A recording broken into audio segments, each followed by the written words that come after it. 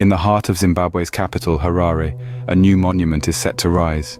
This isn't just any monument, but a symbol of gratitude and admiration, a tribute to the Soviet Union's victory in the Great Patriotic War. This majestic monument, estimated to cost over 51.6 million Zimbabwean dollars, will stand proudly on the site of Liberation City, a location currently buzzing with construction.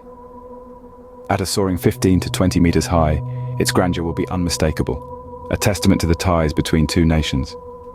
Crafted from a blend of mosaic, stone and metal, this monument is a testament to the power of collaboration.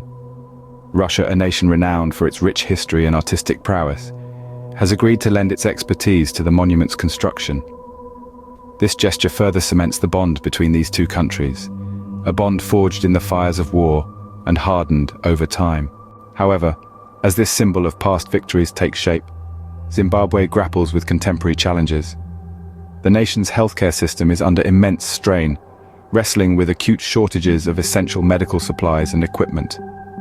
In a country where a hospital might not even have paracetamol, the necessities of healthcare are a stark contrast to the symbolic grandeur of the impending monument.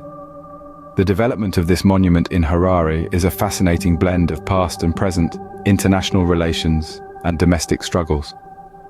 A tribute to a foreign nation's past triumph, it's a testament to the enduring ties of comradeship. At the same time, it stands as a stark reminder of the pressing issues that Zimbabwe faces today.